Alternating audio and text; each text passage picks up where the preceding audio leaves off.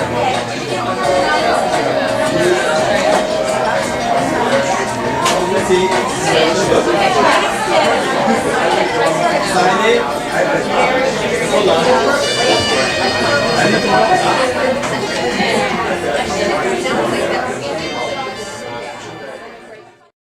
going to be starting very soon. So yeah, in 1 minute. Wow, what a great crowd already. This is fantastic.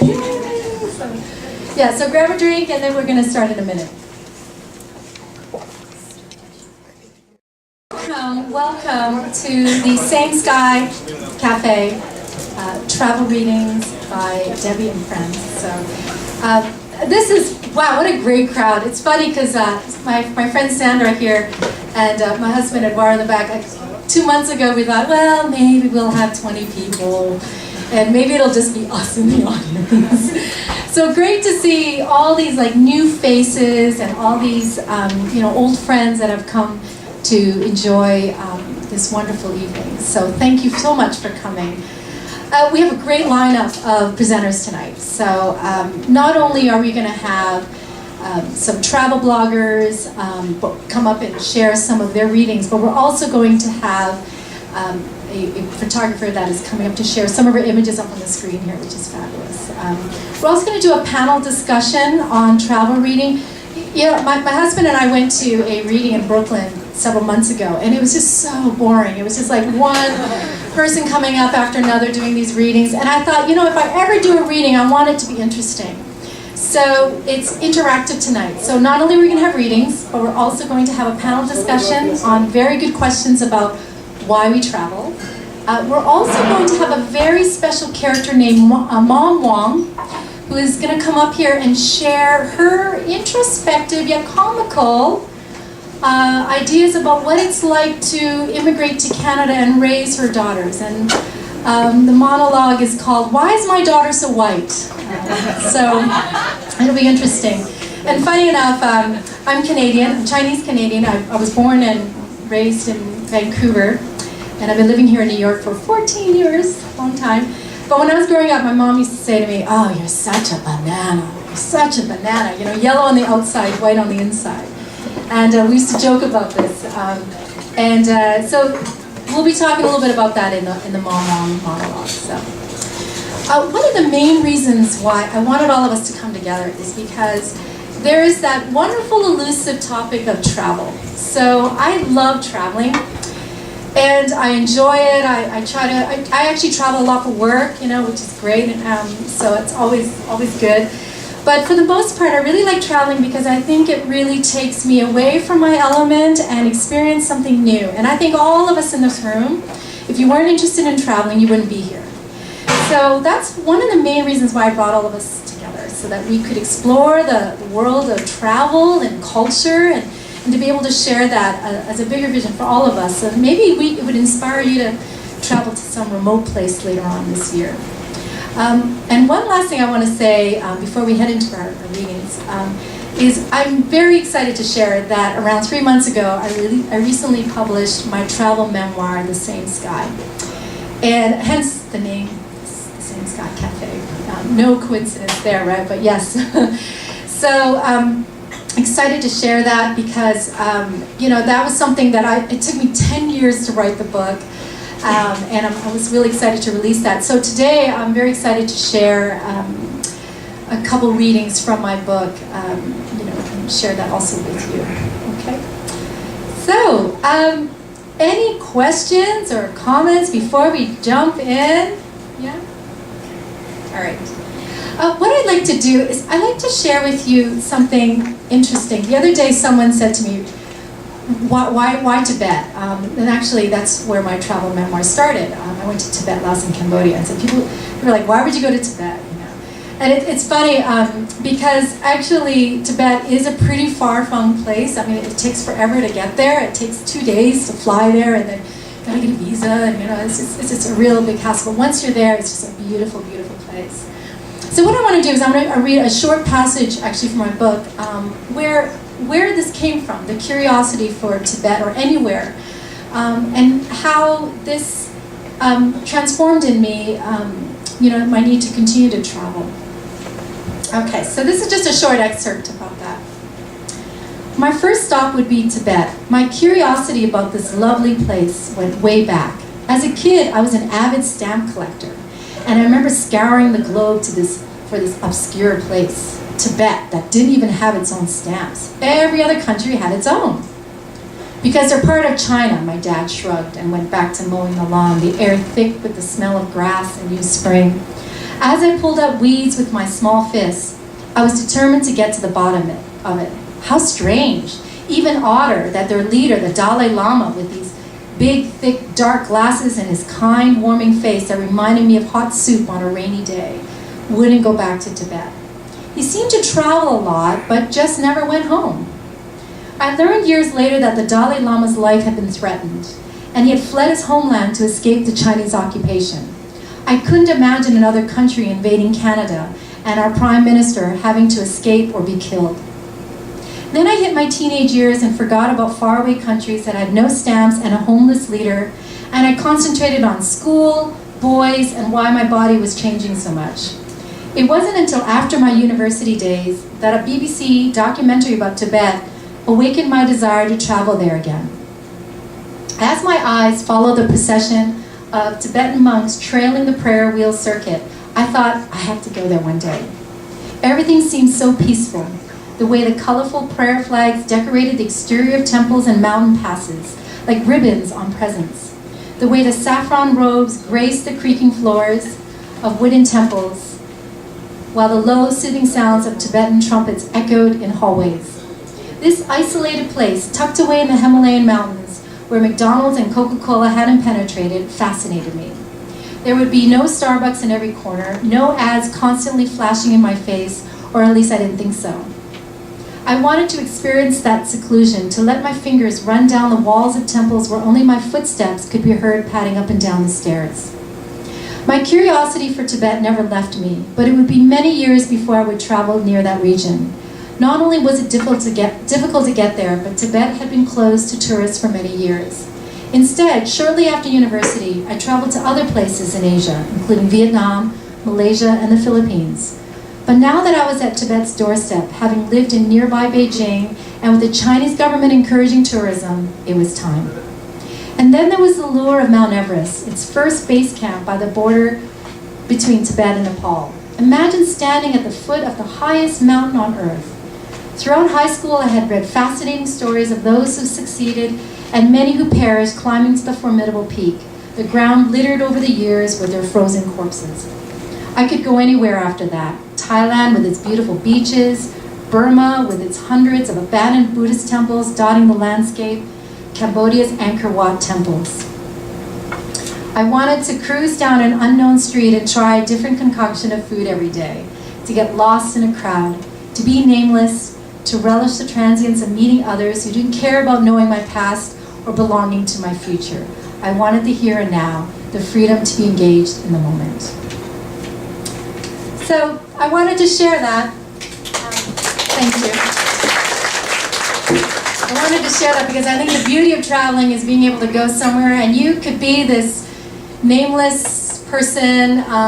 You can even just be friends with strangers, and you don't have to pretend to be anybody, and you could just be present in the moment. And that's really our main theme tonight, that we be present in the moment as we listen to all these different travel stories. So our first presenter is Mackenzie Miller, and I'm going to have her come up here.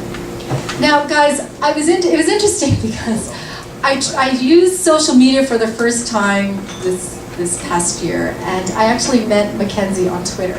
And it's so funny because actually I'm meeting her for the first time tonight. But we've been emailing and chatting on the phone this whole time.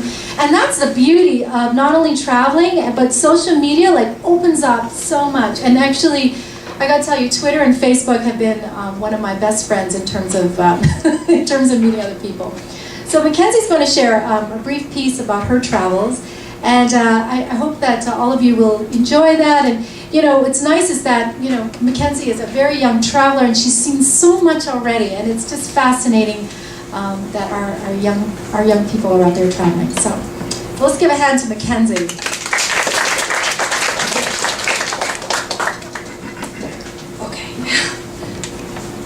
What I'll be reading comes from my first travel experience when I studied abroad in Prague a few years ago. At the start of the essay, I've been in Prague for a few months, and I found it difficult to connect with other American students. I wrote this because this travel experience was the first time I had to look at myself, my quiet personality, and notice how it affected what happened around me. Paul Thoreau says, "As with most people, my outer life did not in the least resemble my inner life, but exotic places and circumstances intensified this difference." Even though I learned this quote much later, it fit perfectly with the way I felt in Prague my first few months. But mostly it reminded me of when I read my roommate's diary. She was in Rome for the weekend and had forgotten a small black book in a pre-dawn packing. I was in our small room later that day, in the middle of our twin beds, surrounded by makeshift clothesline and sink-washed clothes. The window of our room was open to a busy street below, bringing in the sound of car tires rumbling over cobblestones and a cool March breeze that stirred up the soap scent of the wet clothes. I could no longer ignore the diary. I'm usually not an intrusive person, highly valuing my own privacy, but I couldn't contain myself. "I met my roommate Mackenzie," she said. "She's a recluse and a mute." I looked around, underwear draped over the back of the chair, door locked so I wouldn't be disturbed. Fair enough, I thought. I limboed under the clothesline and went to sit by the window, watching commuters on their way home from work. A red and tan tram went by, screeching metal on metal as it came to a stop down the street. I remembered when we met, my roommate and me. I really hadn't spoken much to her or the others in our program. I never knew what to say or had anything to add to their conversation. It wasn't as easy as back in my little Pennsylvania college town, where I'd met people like me without trying, without giving it any thought. And while I knew she was justified in thinking that way, I felt like she didn't really know me. On the outside, I liked spending time alone. I liked listening instead of speaking. I felt uneasy in crowds or in front of people. But I could also be loud with people I knew well, goofy, gutsy, adventurous in the right situations. I just hadn't found the right situation in Prague. I wasn't comfortable enough to be that way. And I started wondering, what was the real me? The side that people saw, or the way that I knew I could be? After reading my roommate's words, I was reminded of how I first felt about the locals. On the outside, Czechs were distant, intimidating, and sometimes rude. They were quiet so that I could walk down a crowded street and not hear a single voice. I've heard it's a remnant of communism, where Czech people feared secret police and friends who would rat them out, and so they remained weary of new people, quiet on the outside.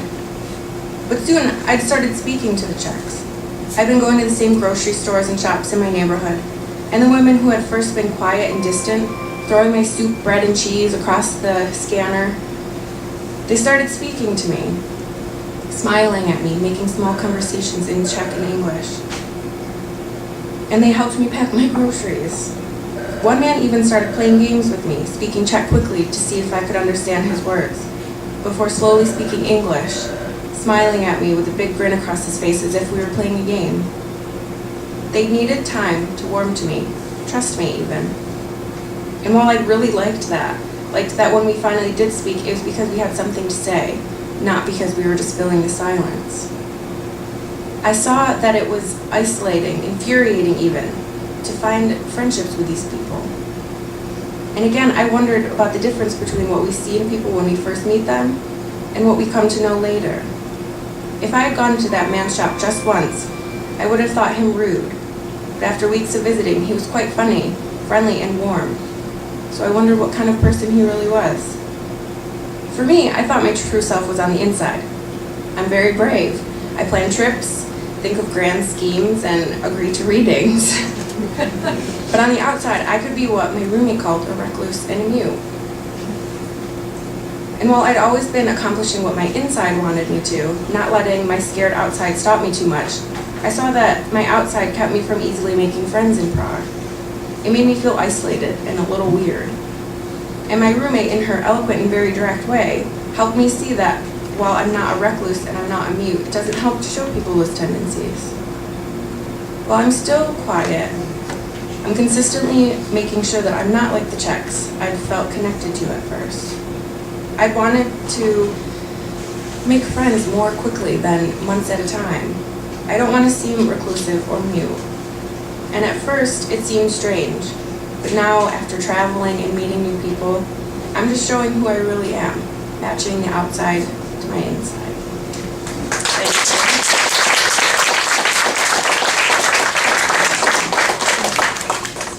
Wow, that was really good. Very good. Was that your first reading? Oh, wow, that was your first reading. Thank you. And actually, don't you live far away? You live in, she lives in Buffalo. She came all the way down here for this, so thank you so much. That was a great reading. Well, don't leave your diary out. That's...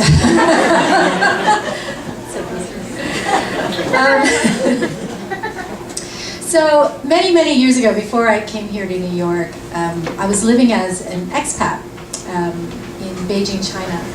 And I was there for a few years as a consultant. And it was fun. It was a lot of fun. And I fell in love. I fell in love with this really cute French guy that was into rugby and traveling. And we moved in together and we talked about getting married. And we were going to leave China and move to France and have French babies, and that was that. And then one day, he came home and said, I don't love you anymore, and it was over. And I think all of us have been there, well maybe all of us have been there, where we've been rejected or dumped, and let me tell you, that really, I was not prepared for that, and that was very upsetting for me, and my whole world just spiraled and went downhill. And as a result of that, I packed up my bag, my camera, and my journal, and I just took off. And I did. I took off. I went to Tibet, Laos, and Cambodia by myself for 4 months. And I just wanted to escape and to really kind of find myself again and do some self-reflection. And that's where the book came about, The Same Sky. Because after that, I went back to, I moved to New York actually.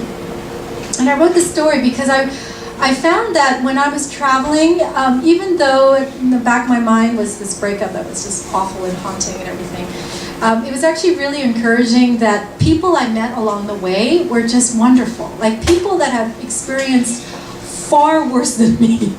I mean, when I was in Tibet, there was the geopolitical situation there.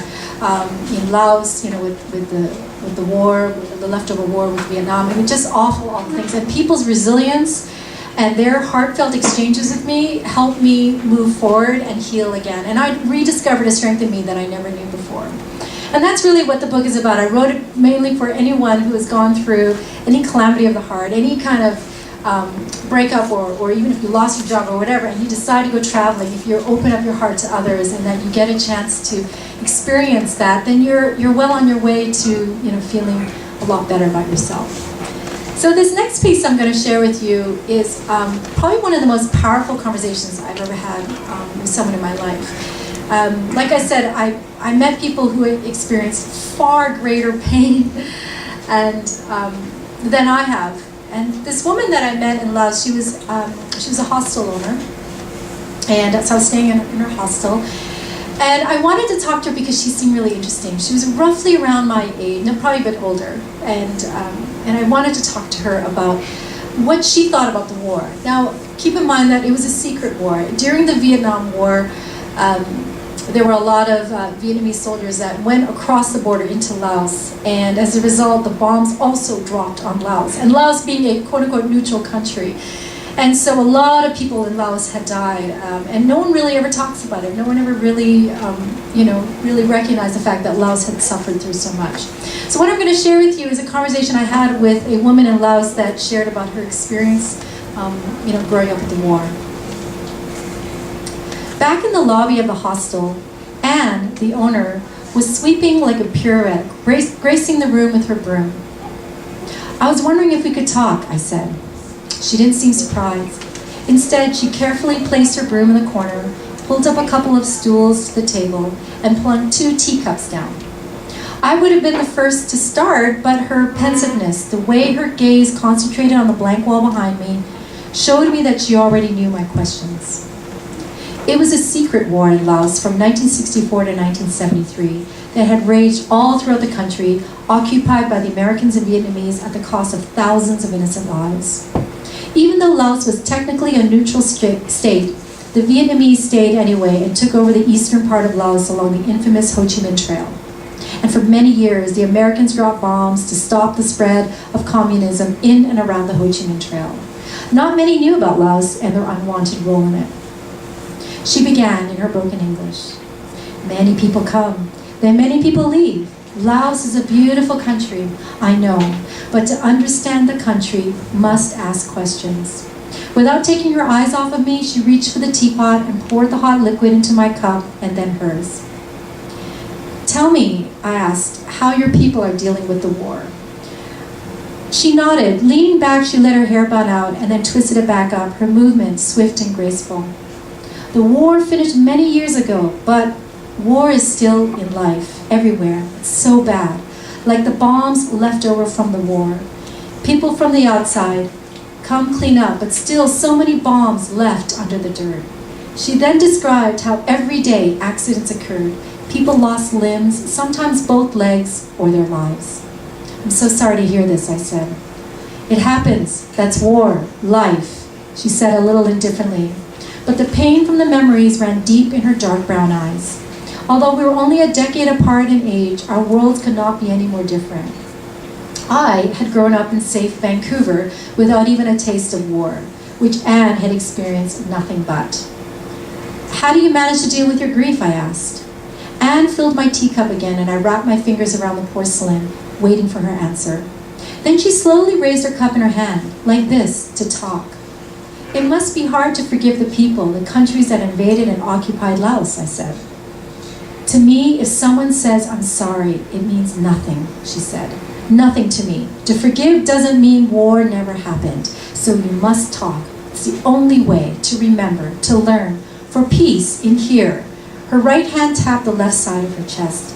People too scared to move on from war in their hearts. Why do you think people are scared? I asked. She pondered my question for a moment. Shame. She let the word linger in her mouth as if she had just bit into a tasty apple. Yes, that's it. For shame. People feel shame about the war. I couldn't understand how the Laotian people would be ashamed when they were the victims of the war. I know, but still shame from pain, from grieving, she said. Things that hurt people the most, there's shame in that. This time I looked away from her brown eyes that stared intently at me. I knew all too well what she was talking about. Anne stared at me. We all have a secret. Like I said, important to talk, to remember, for peace in heart. But people only know the fear, dark feeling from the war. They like to stay there because it's easy. Sometimes people like feeling sad because comfortable. But I think bigger fear is change. Much harder move on to new places in future. That is called, she paused and guessed at the word that was already on the tip of my tongue. Bravery, I said. She nodded. Ah, yes, I know that word. Like strong, but in heart. Good word. I can see you are brave, Miss Debbie, she said in a hushed voice that warmed me. You are traveling, seeing my country, every day, new experience. I shook my head. In so many ways, I am not so brave. Neither one of us said anything for several minutes. Only the occasional slurping of tea could be heard. Then she started again. When a little girl, I was so scared. We were living in a village close to Sepon, near eastern border between Laos and Vietnam. We were so poor, my family, always not enough to eat. And every day I looked outside and bombs falling and falling. Everything burning, houses, animals, my people. One day, our village on fire, so my father took us to another village. For many days, we walking and walking. She paused. Then she said, and on the road, we see so many dead bodies. But my father always say to us, keep moving, must keep moving. Here was a woman who had seen her entire country razed to the ground, and yet she thought I was brave for traveling solo in Laos. She had done the bravest thing of all, to put one foot in front of the other on a corpse-riddled road, and to survive, to not let the most ghastly sights slow her down. I can't imagine how you must have felt seeing all those dead bodies, I said. Then she said, yes, what to do? Stay beside death and cry? No, you move, always moving. Must leave war and death behind you.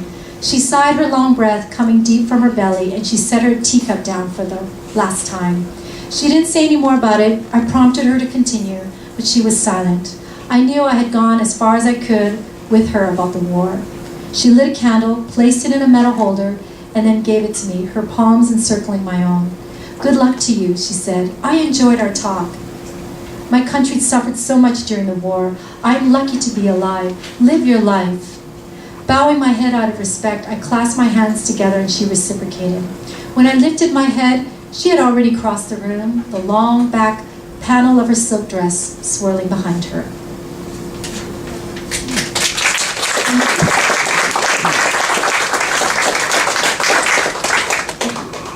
So, I hope you enjoyed that piece. That still gives me shivers down my back whenever I read about that and my conversation with Anne. So now, shifting gears a little bit, speaking of Southeast Asia, we've got Sandra Pike, who's going to come up here and share her images of Cambodia and Laos and Burma. A really quick blurb about Sandra. I promised her I wouldn't embarrass her. But I think Sandra's probably my oldest friend. We've known each other for 14 years. She's also a Canadian from Newfoundland. And we've known each other for so long. And it's so funny because many years ago, she was traveling somewhere and she said, "Can I borrow your backpack?" I said, "Oh, okay, you can use my backpack." But it was really a sentimental backpack because that backpack's been with me like all over Asia and Europe. But I gave it to her, and I actually haven't seen it since. But I'm sure it's in good hands. Anyway, let's give it up for Sandra here.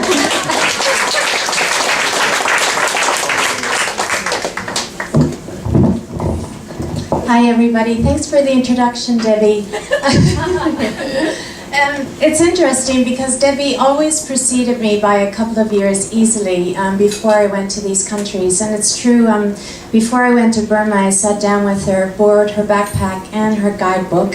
And I inadvertently thought that the backpack had been gifted to me, but the good news is I still have it, it's in storage. But what she may not know is that I also took that backpack to Cambodia and Laos, which I'm going to be visually sharing with you tonight, and which you just heard were two countries that Debbie visited on her travels. A little bit about myself. I lived, worked, and traveled in Southeast Asia for 7 years. I was based in Japan and Hong Kong, and even though I've moved to New York and now live here, I continue to be drawn back to the area and really consider Southeast Asia one of my homes. The first place I'd like to speak about and share with you is Angkor Wat in Cambodia. And for those of you who are unfamiliar with Angkor Wat, it is a complex of temples that were created in the 12th century and were rediscovered in the 1860s by a French explorer who came out of the jungle apparently and just discovered this working monastery.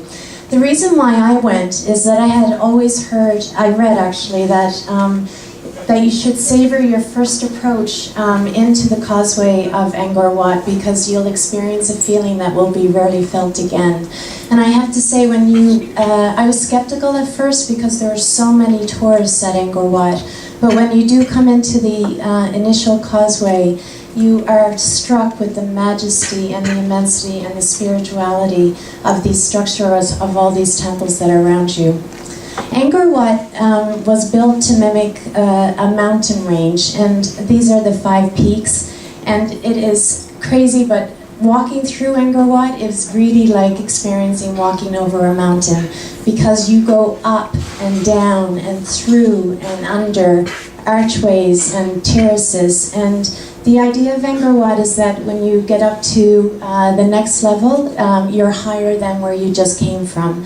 And as you look out around, there are these amazing window structures that you can look out and see views. And the whole purpose of these 3.5 kilometers of complex of temple buildings are to house a little Buddha no larger than 3 feet tall. And at the end, you have to climb yet more another stairwell. And these are stairs that you have to use your hands to climb up over.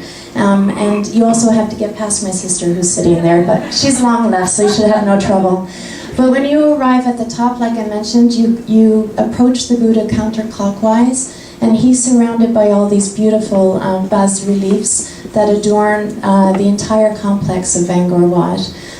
In my opinion, a presence that is really special also about Angkor Wat are the monks that are continually seen there. And I have a confession to make, something I haven't really shared with anyone before, but I have a thing for monks. I don't know if it's their saffron robes, but each time I have a sighting, I get so excited like a child. It's always a fresh experience for me. And I follow them around like puppies, like a puppy with my camera. And at Angkor Wat, you can approach them and speak to them if they speak English and talk with them. And if you're lucky like me, you have the opportunity of just catching a moment where they're just being. So fortunately for me, my love of monks was fulfilled and satisfied into our next destination, which is Luang Prabang in Laos. It's a tiny hillside town in northern Laos, and one of the extraordinary experiences that you have there is a daily walk by hundreds of monks from the many monasteries that are in this town. And it begins at dawn, and you're able to watch the townspeople. The purpose of walking through the town is so that they receive alms from the townspeople. And the crazy thing is, my sister and I also traveled to this town together. We were there, it wasn't until morning 4 that we realized that this procession was happening. And in her words, she opened the windows, discovered all these monks walking below us, and said, all this magic was walking below our windows without us even knowing. This is a view from that very window. That's how close we were to them. And I can express to you, even though there are hundreds of monks walking, and many townspeople who are giving them rice and food and fish, which will be their food through the day, the experience is utterly still, utterly quiet, and so peaceful. All you hear is the sound of their feet on the concrete as they're walking by. Luang Prabang is also very close to the Mekong River. It's just a thrill to always hear about it and to finally sight it. And you can go by boat to a place which is 2 hours north of Luang Prabang, to these 2 caves that for centuries the townspeople have been putting in their statues. Some of them are broken, some of them are just being kept there for safekeeping. And once you climb again through an area and go through the 2 caves, you can be in amongst all of these statues. And when you're inside and you're looking out against the silhouettes of these carefully placed statues, you get to see their stunning structures against the backdrop of the Mekong River. The final place that I'd like to share with you tonight is dear to my heart. It's Myanmar. You'll hear me and also say Burma, which is what its formal name, previous name was. As you know, this country has gone through a lot of political trouble, and just because you buy a ticket to Burma doesn't necessarily mean you're going to get there. And in fact, the night before, I was in Bangkok in my hotel room, and I heard that there was a coup. And as Debbie mentioned, I'm from Newfoundland. I called the Canadian Embassy. The guy is from Montreal. And I'm sitting on the phone, and I said, there's a coup, so, is it safe to travel there? And his words to me were, well, there are no tanks in the streets of Rangoon. And this was such a calm reference to him. And I went, what do I know of tanks? Okay, no tanks, everything must be fine. So off I went, and I'm so glad I did. Bagan is an ancient city in northern Burma, and I went because I had always heard through my travels in Southeast Asia that there are hundreds of temples that you're able to see in a single glance. Some of these temples are as huge as palaces and as large as museums. Some structures float on water. Others are as small that you have to duck in order to get into. This is my bicycle that I traveled around with for 4 or 5 days that I was in Bagan, traveling all over the countryside. And when the midday sun would strike, I would duck in, and these Buddhas were always my company for the day. The whole purpose of these temples is to house these stunning Buddhas. And sometimes I would happen on temples that there was a chain lock on them, and a woman would come in, run out, unlock the temple for me, and I would go in and raise my flashlight, and there would be bats up at the top. at this 10-foot Buddha. There are all kinds of sizes and shapes and all kinds of writing on the walls. Very special experience. Burma is also known for its festivals. Some of them I had planned, others I didn't. This was one that I knew about, and this was on Inlay Lake, also in northern Burma. And these townspeople are what are called river people, the indigenous Inta, and they live in houses on the river. You pass by the river houses as you're coming into the lake. And they have a water festival and are really well known for their lake rowing. So if you can just picture me off to the side, sitting in a boat with my camera, watching them float around me. It was a really extraordinary experience. Another festival that I hadn't planned on was very close to where I was staying, and this was a festival of light that the neighborhood was having, and everything was lit with these hundreds and hundreds of tiny, tiny candles that when you walked in, that people were lighting, or they were writing words in their script language. And I had a special experience on my way there. As I was walking, I had two little boys run up to me and pantomime to me to stop where I was. And as I stood there completely still, they lit little candles around me and put flower petals at my feet and proceeded to say prayers over me. And for those of us who travel through Asia, you know, we usually carry something that we give to people, particularly children that we meet, and I had these boxes of already sharpened colored pencils, and so I gave them each a couple, and they were so happy and felt so lucky. But of course I was the one that received the largest and most lasting blessing. And after all, what's a Southeastern Asian city without warm monks? And that evening I got to meet baby monks, novices, and I hung out with these guys for like a half hour, and we had this game where I would hold up the camera, take photos, and then they would run. There was like 10 to 12 of them run behind me so that they could see their image in the back of my camera. And then they would run out in front of the camera again, take another photo, and come back. And by the end of the half hour, I had my camera, me, the monks, and then all of these townspeople who were trying to see through the viewfinder to see what I was capturing. The final image that I'd like to leave you with has become a little bit of a signature photo. I just launched my photo site in May, and this is on the main page of the site. And I went to, on the site I blog about the reason why I went to Burma is that it's one of the most precious, least visited among the seasoned traveler. And this photo I was able to capture by hiring a boat that I took down a river. I passed all of those river people that you saw earlier. And as I sat in the middle of the lake waiting for the sun to set and for the fishermen to come home, I felt so privileged to be in this rarely visited part of the world. Except for Debbie, of course, who had been there 2 years earlier with that same backpack. So thank you very much.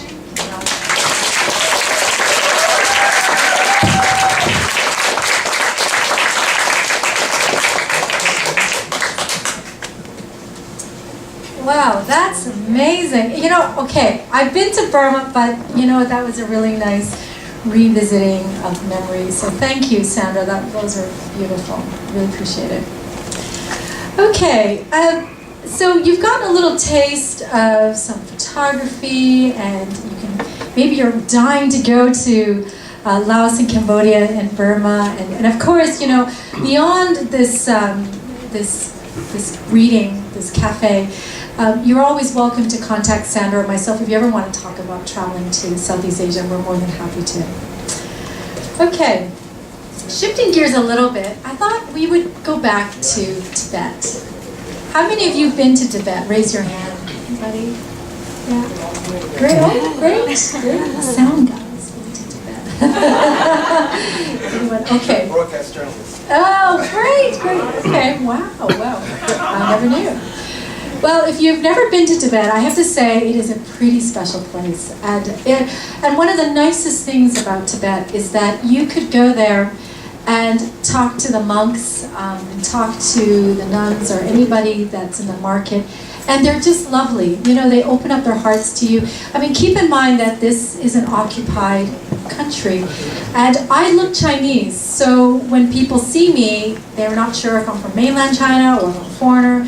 But as soon as I say, well, I'm actually Canadian and I'm of Chinese descent, oh, and then they open up and we talk and have so many questions to ask about the Dalai Lama, and so very curious people. And I have to say, they're just absolutely lovely and really helped me in my journey of healing, as I was saying earlier.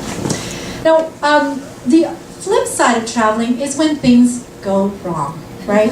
So what I'd like to share with you today, and I'm sure you saw that on the program, which is a rather unfortunate incident when I was arrested in Tibet. And I gotta say, please try not to get arrested in China or Tibet, because it's actually not a very nice place to get arrested. But I'd like to share with you a quick, interesting story about what happened to me in Tibet.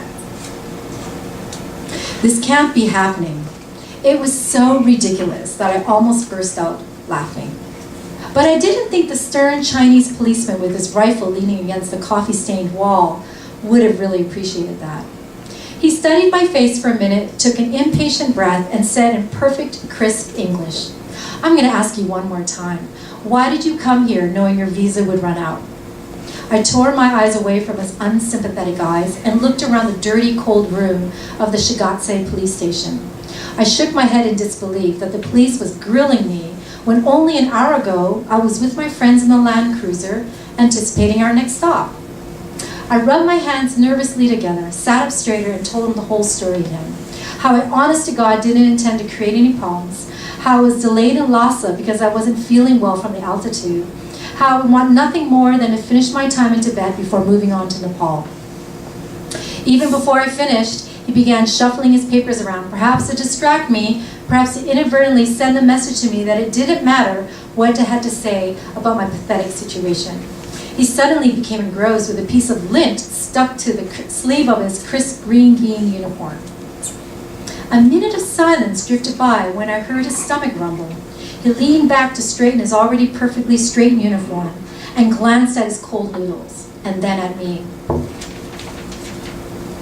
Maybe I could turn on the female charm. I tucked my greasy hair behind my ears and blinked at him innocently. Please, if you could be so kind as to merely extend my visa, stamp my passport, and merely stamp it, he said. You Americans have such fast and quick solutions to everything. Actually, I'm Canadian, but you just don't seem to understand what I'm saying here, do you? He said. We could hold you overnight here, you know. You could? I said, my heart beating so loudly I was sure you heard it. Oh yes, this is very serious. But isn't it possible for me to just get an extension? I still have almost a week left here in Tibet. Impossible, he said without looking at me. You have a working visa. You no longer work in China anymore. Why should we extend it? Now for you to travel around Tibet, you would need a tourist visa, which you don't have. We therefore expect you to leave the country immediately. Leave the country? But Shigatse is in the middle of nowhere. The nearest airport is 2 days away, and that's if you drive nonstop. What about our friends in our Land Cruiser? I couldn't cut the trip short on them too. That is not my concern, Miss Wong, he said lightly. He felt around for his cigarettes in his inside pockets. You have a contract with your tour company. If one person leaves, everybody leaves. So therefore, everyone has to go back.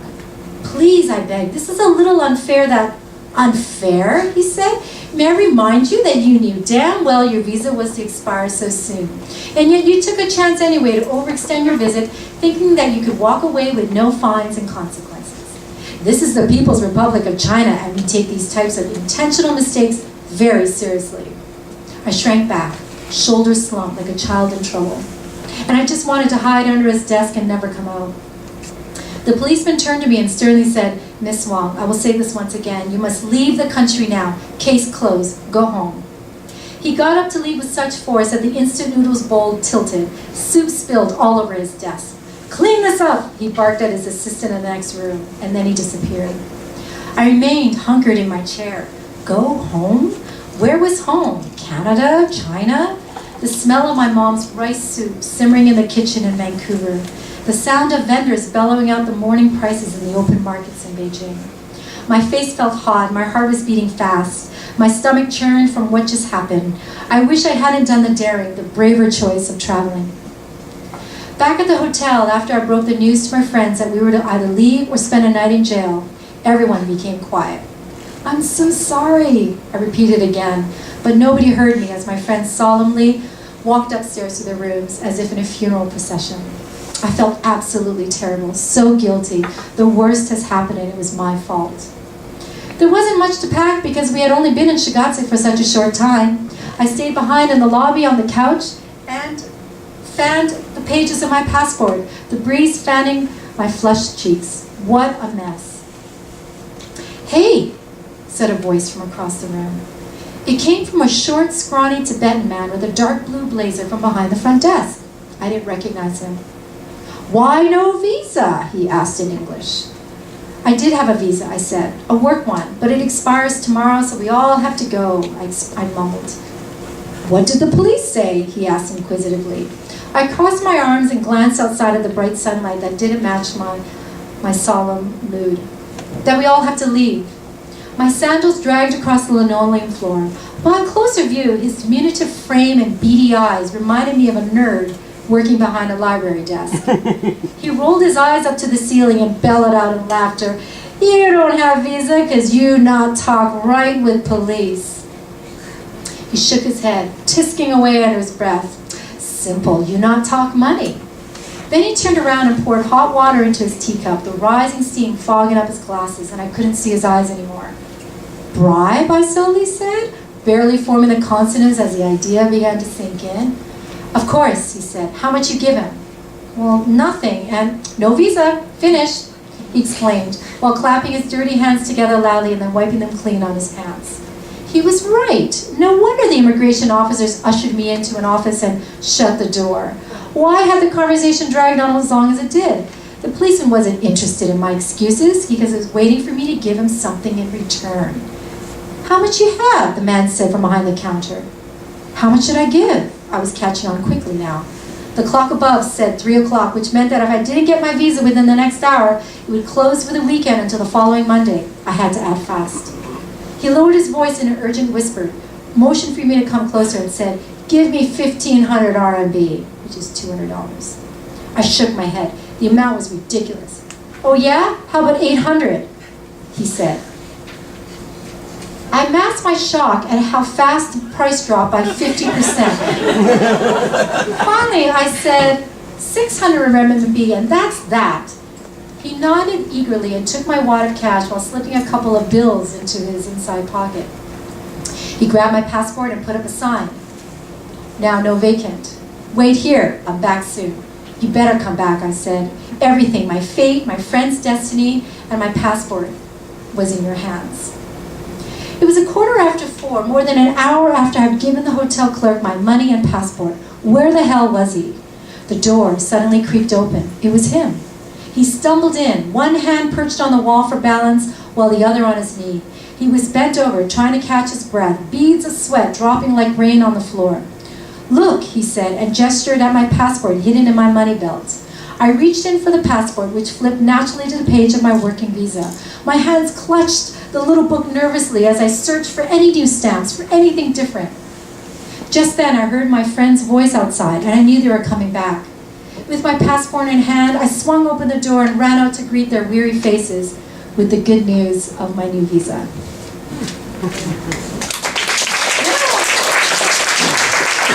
Spend a night in jail in Tibet. That would have been fun. Anyway, I hope you enjoyed that story. Well, the next person is Cici Yuan, who's going to come up here and share a lovely piece about Paris. And I got to tell you something interesting about Cici. I actually just met Cici a few months ago at my book launch. And I did this book launch on February 28th, and we did a Q&A.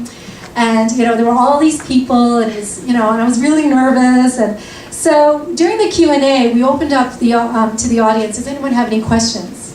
Well, Cici was one of the first people that had her hand up. She's like, "I have a question." And it's so interesting because Cici has been one of my biggest fans of my book. She actually read my book like 2 days after the launch, and she wrote a blurb about it. And so thank you for being such a big fan.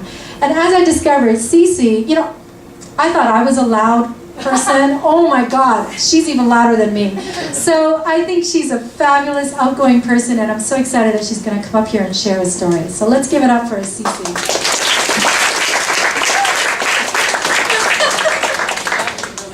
Right. I gotta prove it. Hi everybody, thanks so much for coming out. Okay, can you hear me? I mean, I know you can hear me, but just let me know. I was studying abroad, or I had planned to study abroad my senior year of college in Paris. And, you know, in the beginning, it was one of those trips that you're like, oh my gosh, it's gonna be so amazing, we're gonna rage, it's a Euro trip, yay!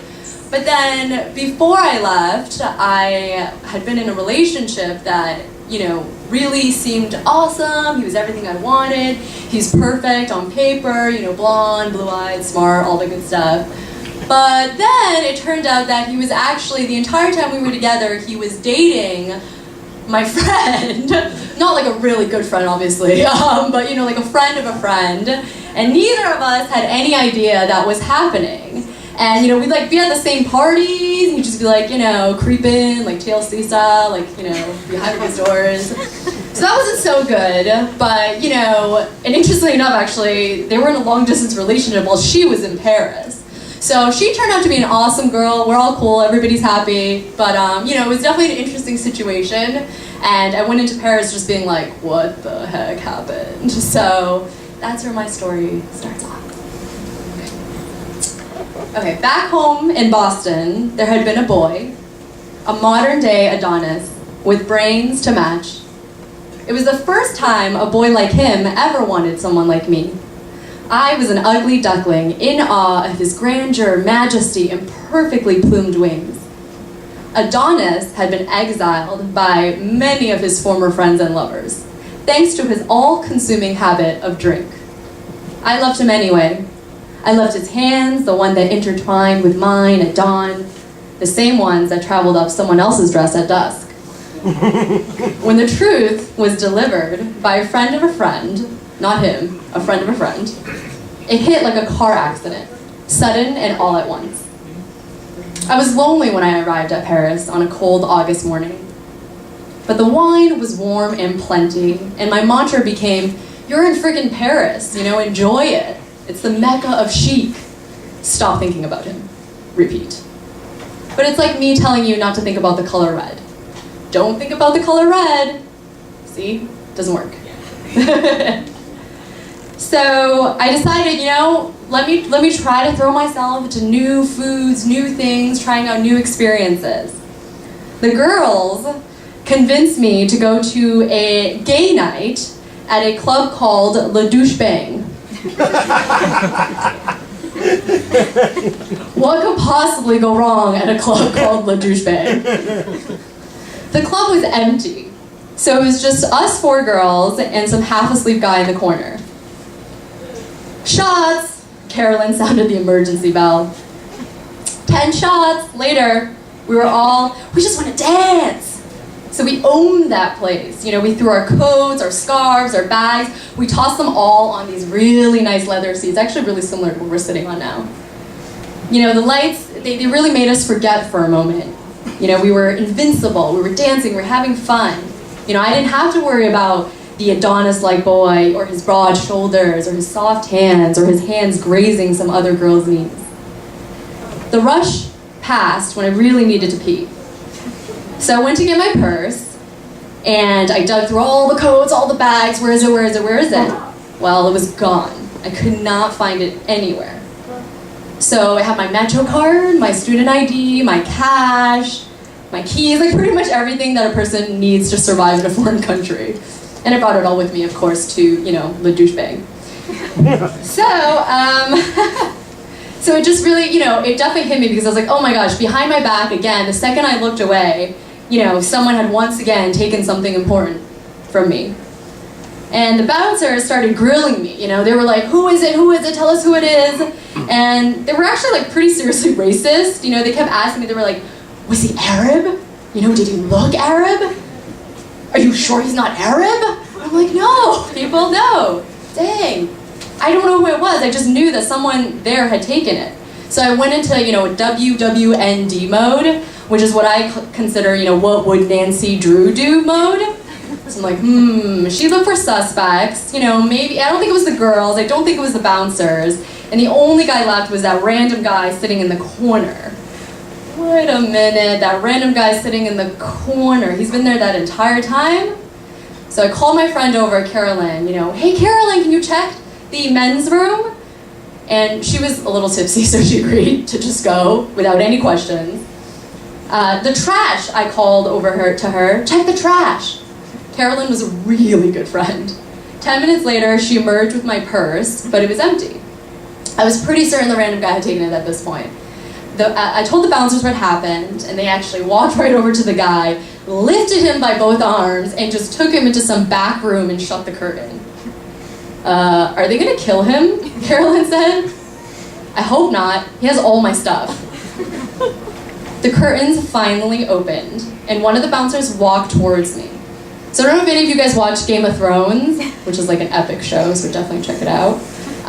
But there's this guy that's like humongous on it that's called the Mountain, and he's like the most fearsome dude of all. So this bouncer looked like the Mountain. So when I saw him walking towards me, I was like, ooh, I should play dead. Like when you see a mother bear with like her cubs just to be safe. But before I could get into position, he handed over my Metro card, my keys, my cash, my cell phone. And, involuntarily, before I knew it was happening, my arms just whipped out at 100 miles per hour. I wrapped them around his gargantuan shoulders and squeezed. I had just hugged the Mountain. He was like, no touche pa, no touching please.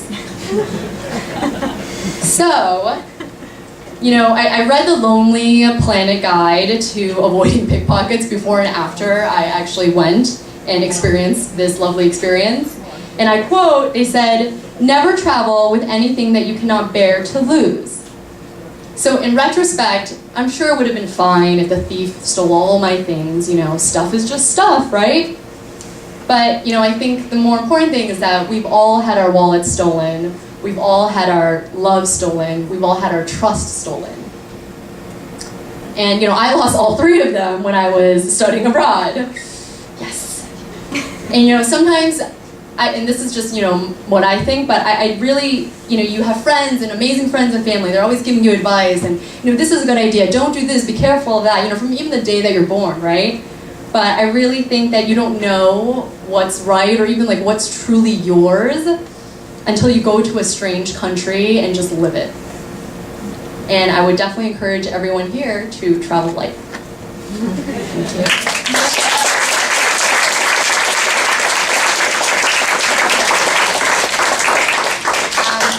And Debbie wasn't able to make it for this next panel, but she has a really special guest here, Mom Wong, who should be in the audience. Mom Wong, are you here? Mom, hello, Mom Wong. Hey, come on up. Take it easy. Walk slow. Wow. That was an interesting story. Wow.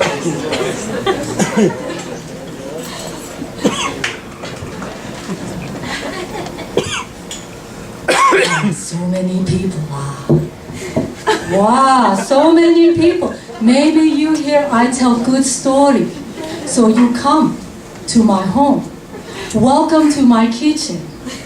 But I have to say, you come to my kitchen, you have to take off your shoe. And you come to a Chinese home, always take off shoes. Shoes dirty. But that's okay. Next time you come, you take off shoes. Okay.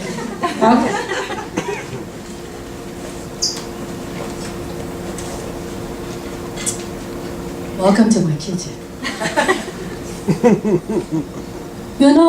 Price of carrot go up 10 cents now. And maybe you are thinking, wow, not very much, but that is a lot of money. Maybe you go shopping in your supermarket, that's okay. But I go Chinatown. Good kid, and I pay cheaper price. Okay, I tell you a good story. When my second daughter, Deb, when she very young, she asked me, what China like? I say, China dirty, wow, very dirty. I say to her, but China, good place. China, beautiful place. My home. Your home too. Then she said to me, no, Mama, I'm born in Canada, so I am Canadian. I say to her, I know, you born in Canada. You born in Canada, so you are Canadian. I born in China, so I am Chinese. But you also born here, so you are also Chinese too. Hey, I always say to her, crazy, you are also Chinese. I say to her, you should be successful, huh? I want her to be successful. That's why I come to Canada, raise my daughter. But she always speak English, wow. She speak English, I speak Chinese. I don't know what she talk about, she don't know what I talk about. Hey, not very easy. Not easy. Sometimes I wonder, why is she so white? I want my daughter to be successful. I say to her, you should marry nice Chinese boy. Maybe he lawyer or doctor. Look at Auntie Sophia, wow. Her two daughters marry nice Chinese lawyer. Then she say to me, I don't care about lawyer or doctor. I don't care about money. Hey, you crazy. I say to her, what you care? Then she say, well, I care about artist or writer. Oh, you crazy, yeah? You like artist or writer? Well, maybe he read many book, draw many picture, but no food on table. Wow. I say that to her. I tell her life is difficult. Don't be like me. When I in old China, we very poor. We have many brother and sister and cousin. I wash everybody clothes by hand. I wash everybody dishes. That's why hands so old, face so young, hands so old. No washing machine from Sears or telephone in every room. Hey, my daughter, she don't know. She don't know. Now my daughter, she older. She moved to New York. I said, why so far away? Airplane tickets so expensive, wow. And she said, well, New York is my dream. I follow my dream. Hey, every year different dream. 1 year she go Japan, be high school teacher. Another year, she go Tibet, Laos, Vietnam. What for go Vietnam? Hey, maybe she don't know was war there. Not good.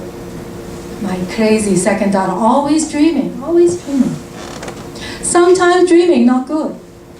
Sometimes dreaming dangerous. Because when you think about it, it's dangerous because of all the things that don't happen. And for me, in 1965, I'm 19-year-old. My father, dead, heart attack.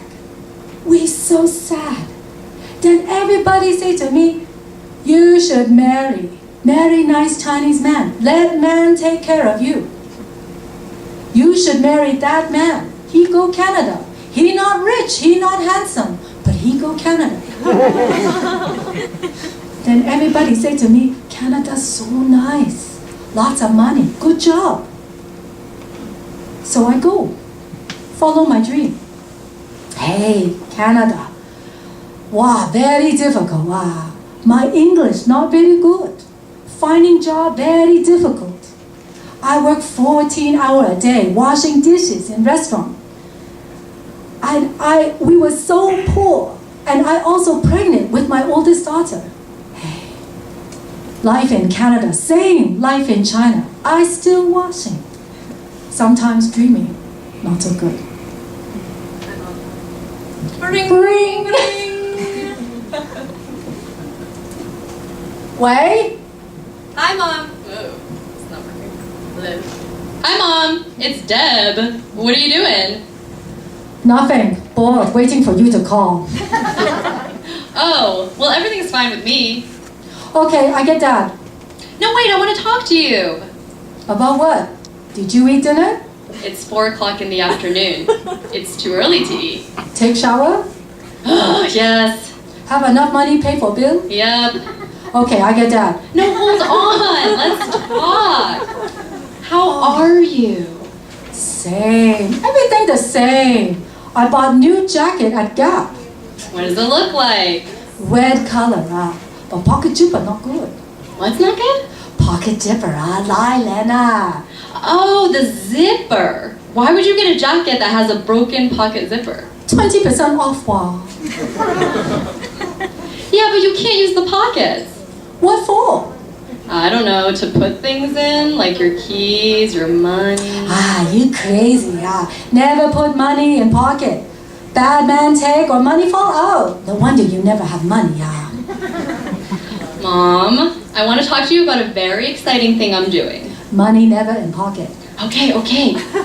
Remember that story I was writing about? Well, now it's a published book, and I'm gonna have a book launch to celebrate it. What story? It's about how I traveled to Asia. You know, I was upset because of the breakup. You strong like mommy. I very strong. When I in Hong Kong, I wanted to be a policewoman. Yeah, true. And actually in the book I talk about Grandma and, you know, how she died. Hey, why you talk about the dead? I think it's a really good story. I mean, it's sad, but... Hey, don't talk about sad story, Okay, I'm sorry. Let's talk about something else. How's the garden? You know, when I 5-year-old, my mother died. I thought you didn't want to talk about this. Hey, don't interrupt mommy, Listen to mommy. When I 5-year-old, my mother, she died. And only me and your Uncle Peter left in the village. He only 2-year-old. I was like mommy to Uncle Peter. And my father and my oldest sister already in Hong Kong waiting for us.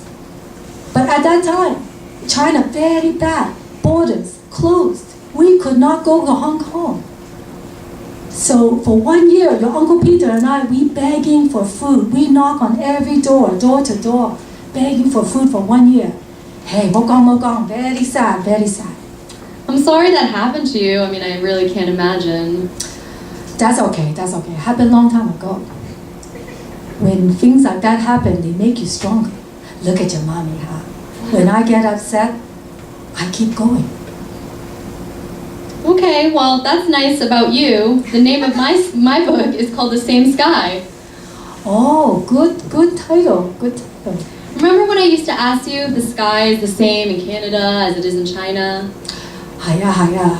Sun, the clouds, they follow you wherever you go, and they remind you of things you should remember. Like Grandma? Yeah, when I look at the sky, I think about my old life in China. Well, that's why I named my book that. Well, now sky in China very different. Pollution, wow. True. Is Grandma gonna buy my book? Of course. Next time I come, I will definitely buy your book. And I will also get a book for Auntie Sophia. So I will pay for her, but she never pay me back. She's so cheap. Get 2 books for us. Poor Auntie Sophia. Yeah. Hey, so listen, Mom. You know, FYI, I'm not gonna be around next weekend because, you know, I'll be away. FYI, fee. FYI means for your information. Hey, if you want to say for your information, just say for your information. You moved to New York, you think you're so smart.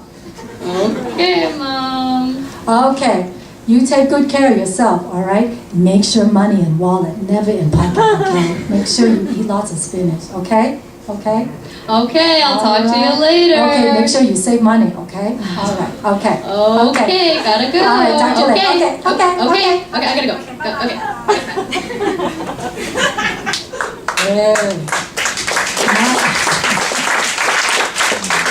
My second daughter, crazy. Yeah, she's so crazy. So many crazy ideas.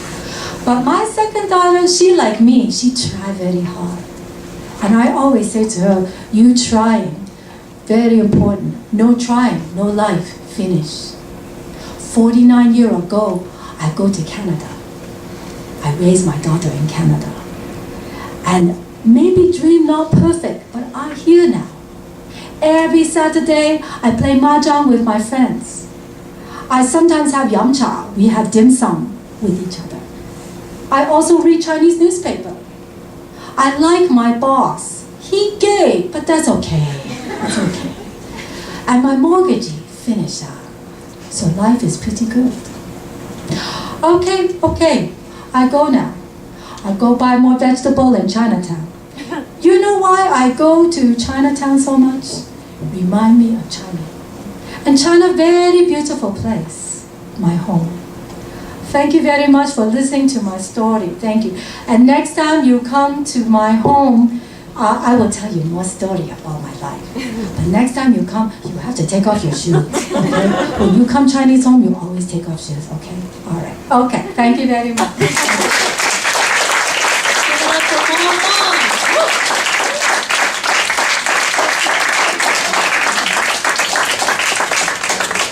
Alright, so for our next panel, it'll be a discussion on travel and culture. So we have a few minutes to set up. You guys can keep drinking, refill, keep drinking, and then we'll start again.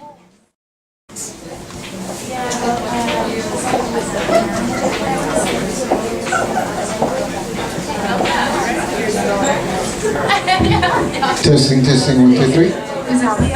Alex, Damien. Your mother's here to give you your lunch. Always wanted to make that announcement.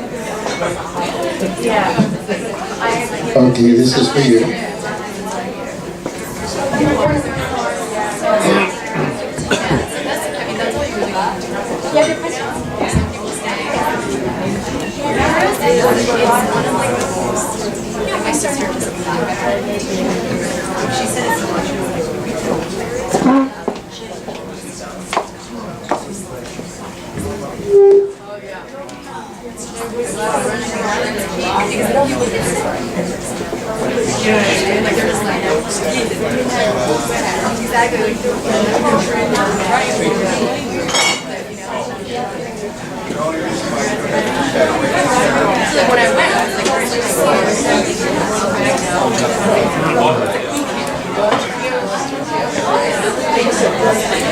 Okay, we're going to start in a minute.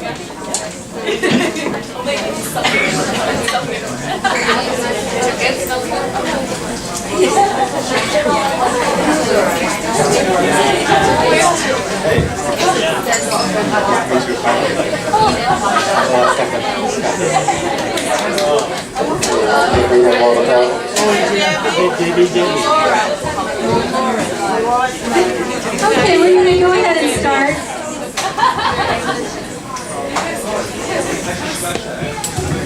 We're going to go ahead and get started again.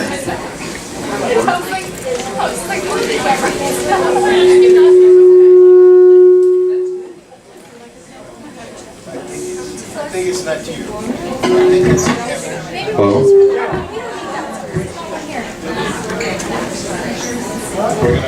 You think Mama Wong will be okay?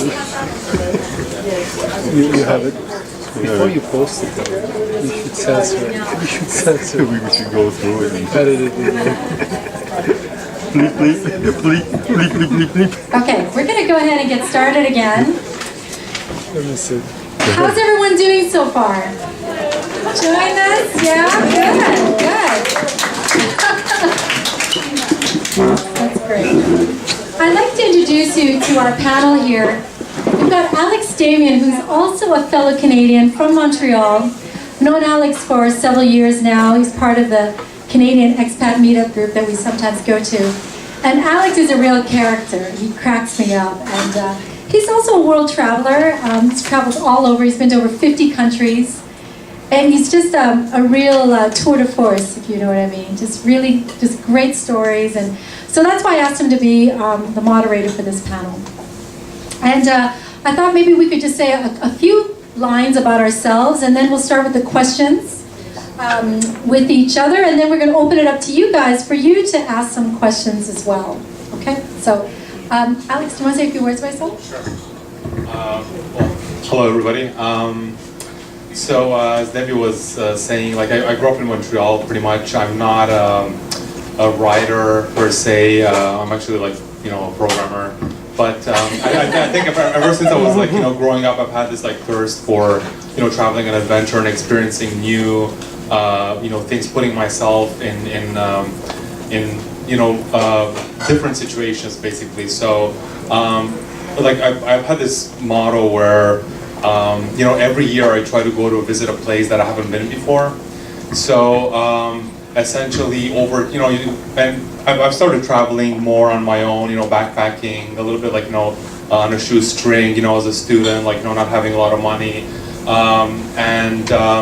Slowly by slowly you start like, seeing a lot of countries, and then you try to extend your trips, and you meet nice interesting people, and then you kind of extend your stay in different places. And so I think over the years I've developed this kind of hunger for traveling and learning more. And I think so have these people that are here tonight in front of you. And so without further ado, I'll introduce to, we have Catherine Cooper, and we have Kristen Fields, and you guys already know Debbie. So I'll just pass the microphone around and they'll introduce themselves. Hi everyone, I am Catherine Cooper. I am not Canadian, and I'm a creative freelancer in the New York City area, but I also work a lot outside of the country. I've done everything from being a casting and researcher for the Food Network to being a scuba diving travel journalist in Southern Europe. So I do those things, but what I actually am most passionate about is writing and photography in extremely remote places. I actually haven't been to dozens and dozens of countries. I go for what I call quality over quantity, which is not to diminish anyone else. I'm just a very slow traveler. I like to go to extremely out-of-the-way places. I speak to strangers, and I will stay in their homes, and they'll take me to their villages, and I haven't died yet. So it's extremely exciting. It's a very different type of travel, but that is what I love to do, and I would be more than happy to speak with you all about it after. I will pass the mic on to Kristen. So my name is Kristen. I am not Canadian either. Actually, I was born and raised here in New York. And I am a women's fiction writer, and so setting always features very prominently in my stories. And the first time I realized that I liked traveling was as a little kid. My parents used to drive down from New York to Florida. So if anyone's ever done that ride, it's a good like 24 hours with no stopping. And I love just sitting there and looking out the window and watching the landscape change from this beautiful concrete paradise that we all live in here to farms and orange groves and really blue water. And that was my first taste of traveling. And I've since been to a little further away than Florida, but I'm looking to grow my list of travel places and use that to inspire writing. You guys go me. Far away.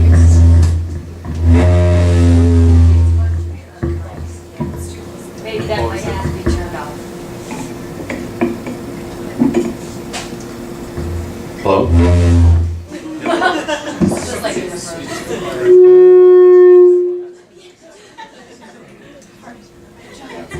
Microphone.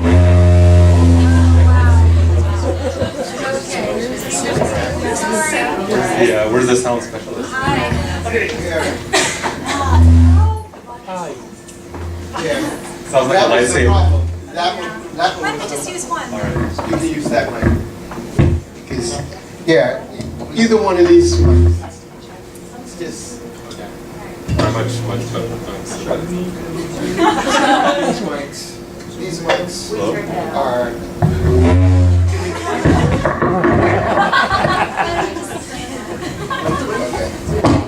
Okay, now. Hello? Hello? Okay. All right. Back on track. All right.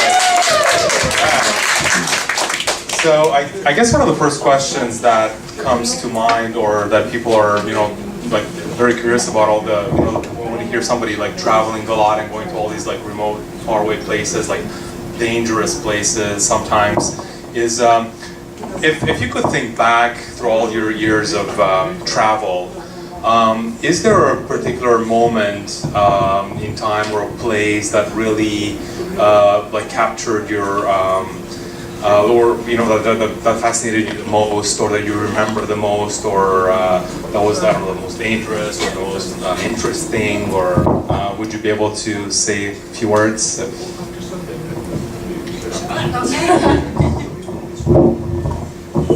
Hello again. So a travel memory that stands out vividly in my mind, this will take a few minutes, is actually when I was working in India a couple of years ago.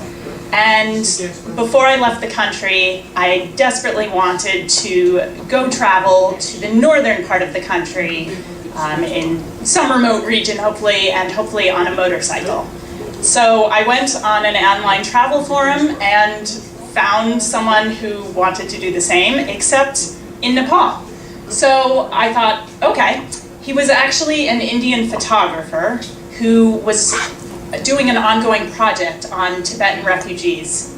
And I had just visited and photographed at a Tibetan refugee camp in India. So I thought, why not? So I met up with this complete stranger in India, and we flew together to Nepal with no particular plans. We ended up going to the Tibetan embassy and getting permission to meet with liaisons in the middle of Nepal. So we rented a motorcycle, we each packed a backpack, and we took an extremely long and dangerous journey with, in between landslides and cows. And we just ended up sidewinding by nightfall into a very small town. And we were picked up and brought to, some very sparse quarters.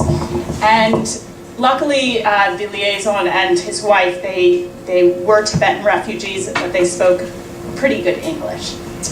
So we hung out with them for a few days, and despite my terrible food poisoning at that point, I was very much enjoying just being in such a foreign environment, and the local math teacher and the local chef were, teaching me how to pick red jungle berries off the trees, and we were going on little hikes, and I was exploring alone, and they were teaching me to cook, when the Serang, the host, he came up to me and he said, my sister is a nomad, and she's moving into the nomadic plains in the Himalayas for 6 months. Would you like to come?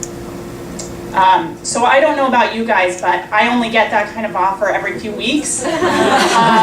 So I said yes, and the next day we departed, and we met Serang's entire family, including a 20-pound bee's nest inside the home right over the bed, so you couldn't sleep there for most of the day. And we had honey from that nest, and I took photos of these incredible villages, and the next day we departed and hiked up an extremely, extremely steep incline with porters and this nomad and 16 cows and a yak. My usual company. And at the top, it was extremely foggy, but we ended up there, and I took out my journal, and I wrote on a stone with the yak trying to sort of maul me, but nothing happened. And again, it was extremely foggy. I knew we'd been hiking all day, but we ate around a campfire, we went to bed, a cow trampled my feet, and when I woke up at 5 in the morning, I just remember, I'm getting to the moment, I remember seeing through the slats what I thought were snow-capped peaks. So I got out of bed, I ducked through this wooden hut we were in, and when I came outside, the sun hadn't even risen yet, and all I saw were peaks, famous Himalayan peaks, all surrounding me. And I just stood there for several hours as the sun came and just the sunburst hit, and it rose up, and there were just pink lit peaks all around me. And it was just me and this nomad feeding her cows, and that's a moment I will never forget.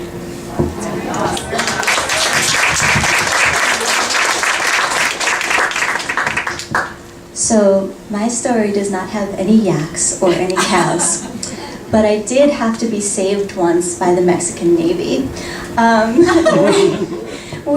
Has anyone ever been to Cabo San Lucas in Mexico? Okay, so it's known for these beautiful stone arches just off the coast, and you can see them from the beach just fine. But myself and that dashing man right there in the back of the room, just so you get the full visual, decided that that wasn't close enough. We wanted to get this much closer. So we rented a jet ski and we headed out. And they very clearly told us not to go into this stone formation, but you know, like everybody else was in there, so we went. And it was beautiful. And then we spotted a cave. And all of a sudden, like, that was more intriguing than the rocks. So we just decided, like, let's just creep a little closer, like maybe we can see what's in it. So we crept a little closer, and a little closer, and a little closer, and then all of a sudden we were not on the jet ski anymore, we were like tumbling. And we ended up like on the coast, like there's this tiny little strip of sand, and the cave that we wanted to see so badly was behind us, and these mountains of waves that just kept coming.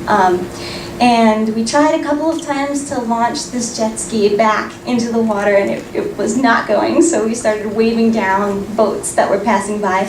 And they kind of waved back, and we're like, hey, you're on your own, because we know better.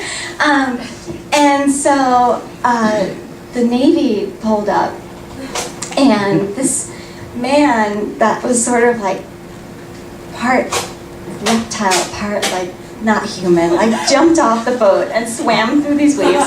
He spoke no English, and he pointed at me and he said, you first. And we're like, no, we're not gonna, this is like terrible, we're not gonna separate, right? But what was the option? So they slammed me back like super fast to that boat, and I could see they weren't taking my husband. And I'm on this boat, and I'm like, what are we gonna do? And so they did like help him launch the jet ski back off, and I thought, well, they're just gonna take us back to the beach now, right? Like we're gonna go back to our cabana. No, we ended up on this side trip to the Mexican Navy Yard, where we had to negotiate our freedom price. But you know, the funny thing is that when I thought about it later, everybody has seen those beautiful arches of Cabo San Lucas, but nobody saw the cave like we did. So we got this once-in-a-lifetime view from the other side of the postcard. And in between those moments of absolute fear and watching those waves come, I feel like we really did see something that not very many people would ever get to see.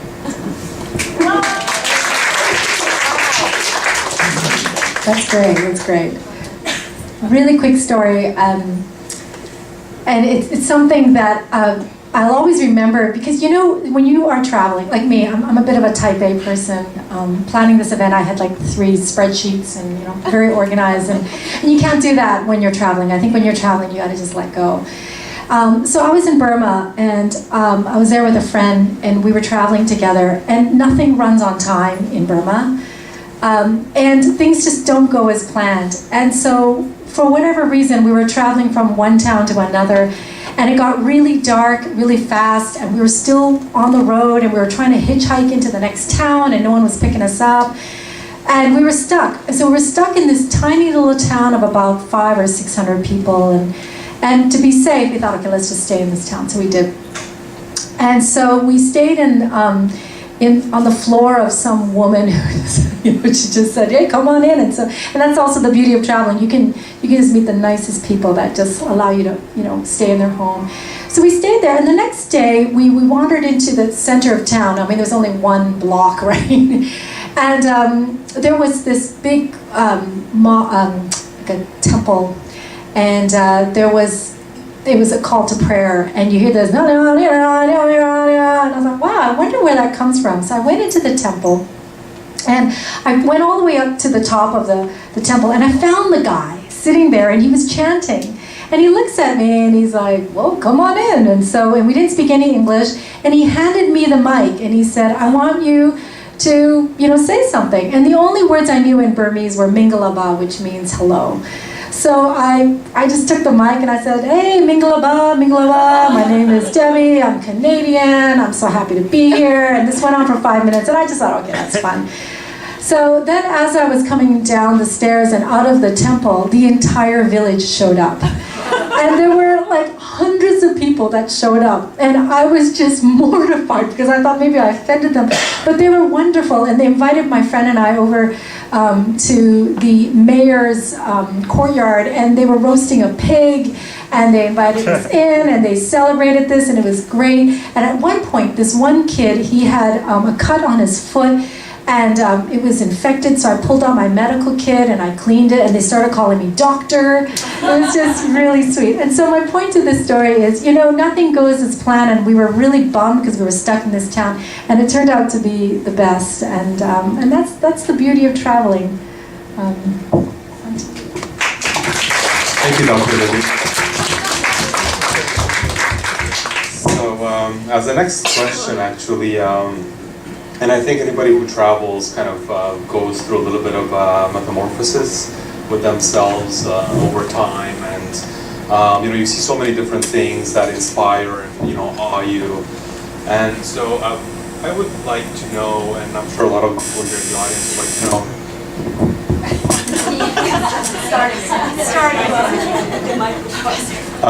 How do you? Okay. So did you feel that over time traveling has really changed who you are as a person, and how did that change come about? And I mean, how do you feel yourself compared to, let's say, 20 years ago when you started traveling, or 10 years ago, or whatever it was? And how did that? I mean, did you have a different perspective on the world, on how you live your life?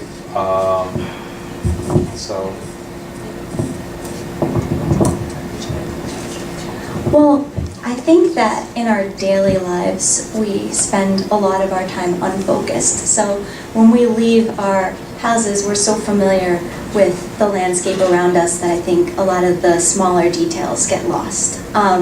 Or they're just so familiar to us that we don't have to pay attention to them anymore.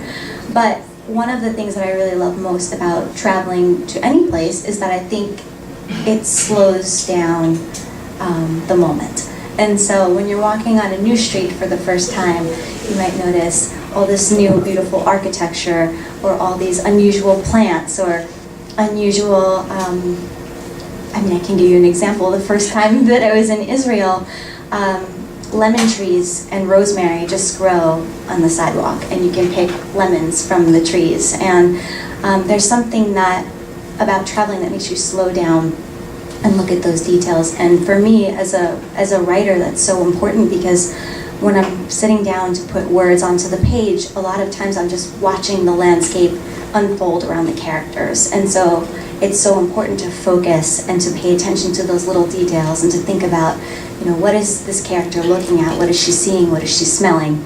And so I think that sometimes I like to go on these little travel vacations, even if they're not far away. It can just be a day that I say, I'm going to pick a new street and I'm going to look at it with a traveler's eyes, and just see all these things that I would normally walk past really quickly if I was thinking about my day, or that everything was familiar, or I was going to miss my train or something along those lines. So just to take pause and pay attention to those little details that we miss sometimes.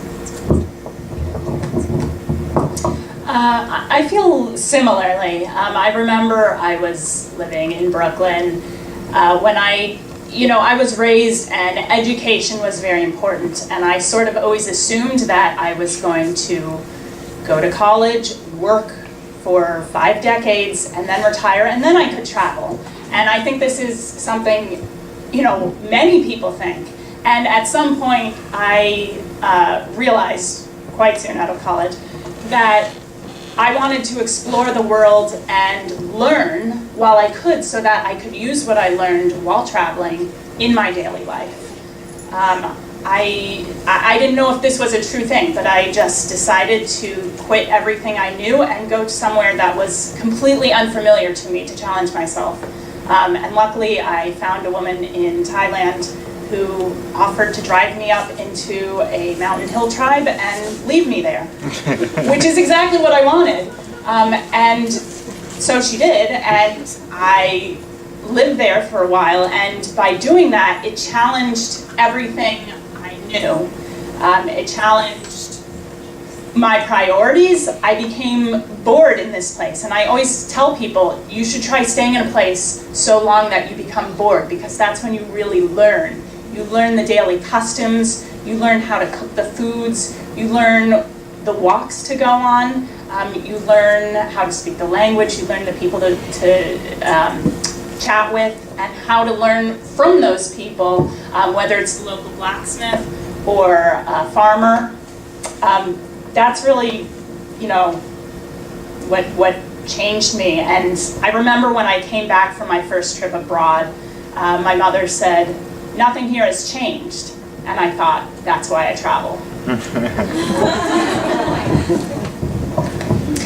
You know, I'm sure you heard during the Mom Wong monologue when my mom says, "Wow, she's so crazy, she's always traveling." And it's interesting because whenever my mom asks me, like, why did you go to this weird place? Or why did you go, you know, over there? And I always say to her, because I just want a different perspective, and that's just who I am. I'm just a really curious person. And as I mentioned in my travel memoir, The Same Sky, I think that really changed me because I was able to rediscover a strength in myself that I never knew I had. And that only really happens when you are out of your element and in an environment where you're meeting people that just have gone through so much more than you, and yet they carry on. I mean, the resilience is amazing. So I'm constantly wonderfully surprised by the people I meet. Sure. Well, thank you very much for all your answers and the insights. It was very interesting. So now I would like to open up to the audience, you know, for a Q&A segment. If you guys have any questions that you would like to address to the panelists, please don't be shy. Raise your hand. Yes. Yes, you. How much was the bride? $140. Where'd you get your money? They drove us back. So what they ended up doing was they shuttled us back and waited, and they're like, "Oh, we take credit cards." So they had this system all in place, but we were initially terrified because the peso is so much higher than the dollars. So they're like 10,000, blah, blah, blah. We're like, whoa, dollars? Okay, $140. And this man tried to negotiate it lower, and I said to him, "You are crazy. We're paying it, and we were getting out of here." And they took Visa, MasterCard, American Express, everything. What did they call it? A fine? They actually blamed it on the fact that we scratched the jet ski. Oh, that's all? Which I can't prove whether or not those scratches were there before or after, but there was no way we were getting off that strip without them. And you know, I realized that I never described the cave. It actually was not worth the effort. It was not even a full cave. It was just sort of like a darkened curve in the rock that just sort of looked like a cave from far away. So no bats, like nothing really all that. It's just hanging there. Any other questions from the audience? Yes? You have a knack of finding people to like go to their own villages. How does, if you're like a new traveler to a country, how do you go about trying to stay with the local family or village? Yeah, great question. I utilize the fact that I enjoy talking to strangers, as well as various travel websites. There's TravBuddy was one, Couchsurfing is one I use an enormous amount. So there are lots of other sites that have forums, you know, and ways to meet people, including, you know, sometimes I remember I was with my brother Timothy, who is here, and we were sitting by a pool, and a woman was, walking around a photographer, and she came up to me for absolutely no reason, having no clue I was a photographer, and started chatting and brought us to her apartment. And literally the next day, I stayed overnight with her, and she told me, some stories about how, cruel her husband was, and how she was suicidal, and we went shopping together, and we've stayed in touch over the years. And she said I actually helped her overcome these feelings, and she said she's much happier just knowing there are people all around the world who care about her. So that's just one story, but there are so many other ways. I was on a small website that featured, it's sort of like Woofing, but it was extremely small. There were a few listings a day. So I remember going on that website and finding this woman who drove me to the village and dropped me off. And then I became friends with one of the teachers there, and just a couple of years ago, he took me to his village in the middle of nowhere in Thailand. I mean, people had never seen a foreigner before. So many villages, I was the first foreigner ever to be seen, so they had a lot to laugh at. And no, I actually got stuck in the mud as a truckload of children were going by, and I fell into the bamboo, and their howls of laughter just were amazing. But so it's sort of about speaking to those strangers, going online and just saying yes when these crazy opportunities come up, because you will become friends with people and they'll introduce you to their friends, and you just never know the adventures you can go on. One more on the back. So I have a question about the whole journey of traveling. Like there is you plan the journey, there's the whole excitement of the journey, planning, then you go through the whole travel part, and then you come back. Then, I understand that there is a writing piece. How do you deal with that? The slowness which comes after that travel part. Those pictures or. So who wants to answer this one? Well, for me, I think the writing afterwards I think of it just as much as part of the trip as the trip itself or any of the pictures that I took. And for me, I like to take some of those pictures and to fill in all the different things that went with it, like the feelings or the thoughts or the little things that the camera didn't capture. And so I think that looking back on those writings and pairing them up with those pictures is almost as meaningful. And if I do it well, I feel like it takes me back to that time and to that moment. And captures all the things that maybe I didn't even remember at the time, because it gives me some time to reflect and have some insight into the trip as a whole, not just the individual parts that you see in photographs, which I shouldn't say because you're a photographer. So you how dare you. Okay.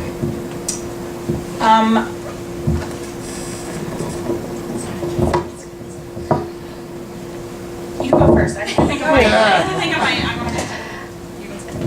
That's my friend Rahul, by the way, and he is such a good friend of mine, and we both love traveling, so I'm so glad he asked that. Really quickly, for me, when I first came back from traveling abroad, I was 23 years old, and I went to Vietnam and Indonesia, and I was just, backpacking all those months. And when I came back, I was devastated that people didn't want to look at my photographs, and I was devastated that my own family, didn't even care. And but Rahul, in answer to your question, I think for me, when I come back after a long trip and it's a meaningful trip, I only share it with people that ask. I don't push it on people. I don't say, you gotta look at my photos. I just don't do that. And to me, it's my own emotional journey, and I do what I can with it, and I share with people who want to learn more, and it's usually the people that ask me that really do want to know. So that's always been my journey, and I'm patient with myself, and I'm patient with the people around me. I remembered what I wanted to say. It was a little story I told you. When I come back from a trip, I remember the first time I did, a friend's mother said to me, just you wait a few months and then see what you think of the trip. And I thought she was, a little crazy.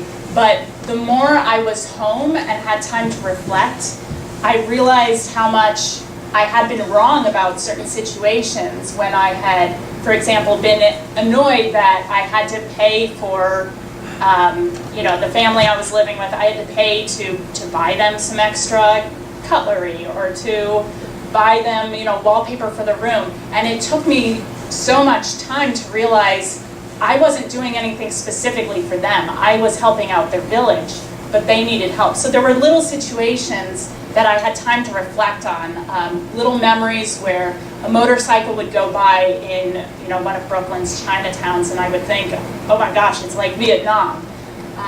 And another thing I do is go through my photos quite a bit.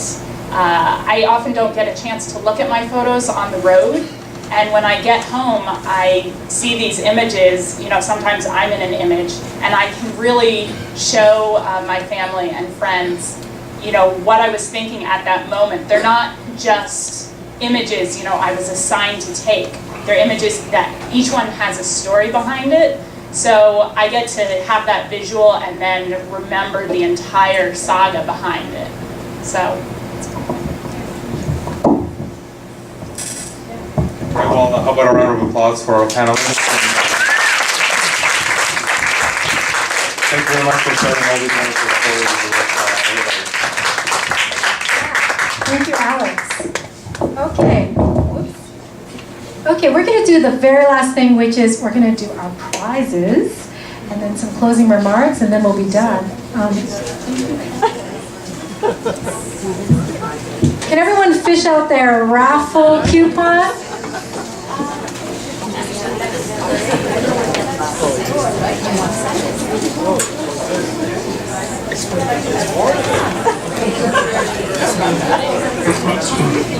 Okay, everyone. One of the things that I love about going to any event are things that are free, And anything that's free is a bonus. So I wanted to make sure that you guys came to the Same Sky Cafe and maybe walked out with a prize, right? So I was able to find some nice travel journals and also a couple other things that I'm going to share with you. So let's do the first one. By the way, this is a nice little booklet. Oh crap, the price is on it. Sorry. Nice little booklet, okay. So, first number is 58. Anybody's 58? Okay. 63. Woo!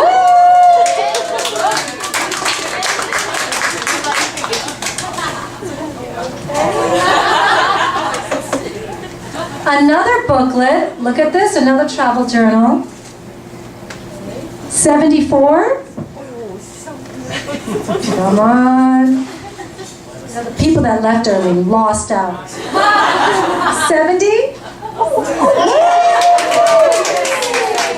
Yeah.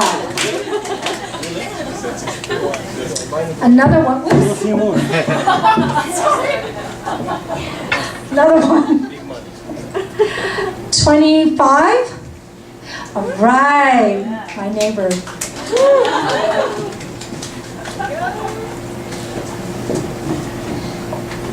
Check out these ones. These are really nice. Look at these.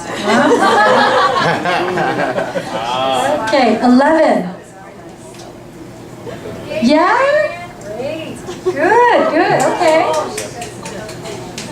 Another one of these. These are nice, Okay. 28. Yeah. Yeah, okay, Catherine's brother.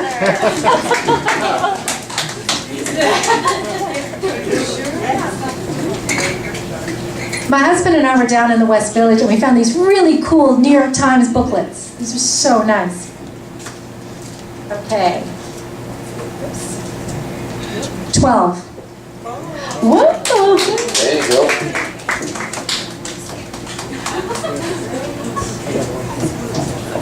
Okay, another New York Times booklet. 18. 18, anybody 18? I mean, really. Minus one. Like, Okay, another one. 20. Right, my friend Peter. Who's also a writer. We got 2 more prizes. This one here, guys. My husband, who's sitting there in the back, who's been so patient with me as I organized this whole thing. He works at Vacheron Constantin, which is a wonderful boutique store. My husband's a watchmaker, actually, and he has donated us this really nice Vacheron Constantin candle. Okay, so this is nice. It's a nice present. So whoever gets this is really lucky. Okay. 4. Alexis. Great. Good. which way? The last prize that we're going to give out is something that Catherine is actually going to say a few words about. One of your prints. You want to come? Hello again, I know you missed me. So I am known as the Anti-Tourist Traveler, that's my website. And I'm going to actually give away a photo. And I know this is a fairly popular place. This is Manarola, Cinque Terre in Italy. But my excuse is that my friend actually lives in one of these famous houses that is on the postcard. So I got sort of an upfront view and lesson in Italian culture when I stayed with him for a while. So I will sign this copy and you will win it if your name is drawn.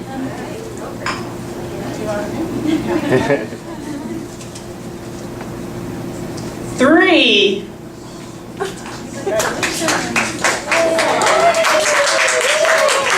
That's my friend Shani. She's also Canadian. Stick together. Thank you so much, Catherine. That's very generous of you. Well, I have to say a couple more things and then we will conclude for the evening. On that table over there are some of the things that us as artists are showing to you. We got some photos that Catherine, some prints that Catherine has there that you could take a look, and that if you're interested, you can even purchase them online or contact her. We've also got some business cards there so you can take a look at people's website, including Sandra's cards there. And also, of course, my book. So if you're interested in taking a look at my book, or maybe you want to buy the Kindle version, you're more than welcome to take the bookmark or the business card, and you could do that at home, or you could buy a hard copy here. It's totally up to you, okay? So the last thing I want to say is I think the main reason why we all came here tonight, and that you stayed to the end, thank you, very nice, is that, the name of the book is called The Same Sky, and I think that when we all come together, no matter what geography that we share or whatever political boundary there may be, we all really do share the same sky. There are some universal qualities that we all share as human beings, and I found that to be the most important thing that stood out for me whenever I traveled, especially when I traveled to Tibet, Laos, and Cambodia. So I'm going to leave you with a couple paragraphs that I wrote towards the end of my book that kind of summed up what I mean about sharing the same sky. Now at the end of my journey, I've arrived at peace. And the peace had come from going deep within and discovering that solace didn't come from physical places or even from another person granting you that peace. It was the kind of peace that's earned, inspired by those around me, like the Tibetans, Laotians, and Cambodians who had experienced grief far deeper than mine, and yet still carried on because they had to, as I must. My ex-boyfriend's ghost had followed me through the Himalayan mountains in Tibet, to the beaches of Thailand, and to the lonely temples in Laos. And while his ghost passed through me, I had met wonderful locals with their beautiful smiles and stories that distracted me, giving me a portal into their lives. They had given me a glimpse of life again, showed me that the world was bigger than I imagined, and that inspiration could be felt in the simplest of gestures. Despite the differences in language, culture, and food, we were all under the same sky, bound by the commonalities of the human spirit, kindness, grief, heartache, and hope, that transcended any border, political regime, or cultural boundaries. At the heart of it all, we were the same. So thank you very much for joining us. Hope you had a great time. We're hoping to do more of these Same Sky Cafes in the future with other, new stories, new travel bloggers and artists. And hey, stick around. We're going to be around here. You're welcome to mingle and have some of the appetizers, peruse our promotion table. And Mohan, who is here, I don't know where he is, he's the owner of the K Lounge. He said that if anyone wants to have dinner downstairs, it's 15% off, which is nice. So if you want to have dinner downstairs, you can. Thank you so much for coming. Thank you. Thank you, Captain Brennan. Thank you.